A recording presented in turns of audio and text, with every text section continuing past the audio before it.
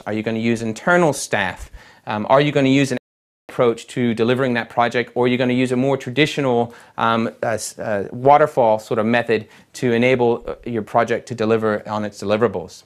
And lastly, of course, the cost and the budget. Here's where you pull it together and you show the funding plan for that project and how it's going to achieve its deadlines against those deliverables and for the dollar value. Now, if you find in the first section that you're getting into quite a lot of detail,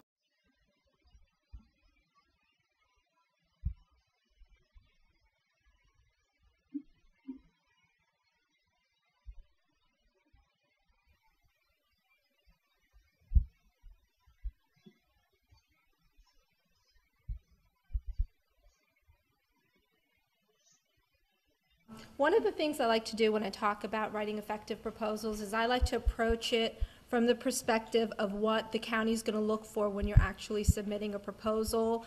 I don't really tell you how to get into the writing techniques, and you'll hopefully hear some of that with the next speaker.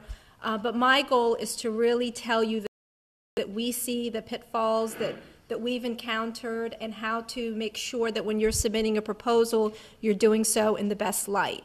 And so what I like for you to be able to take away is kind of like a one-page checklist.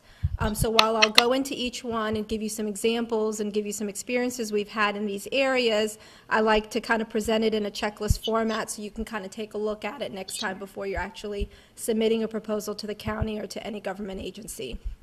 And before I actually get started, the other thing I will say is a lot of times when I talk to companies, whether they're large, small, minority-owned businesses, it doesn't really matter, but sometimes people, feel like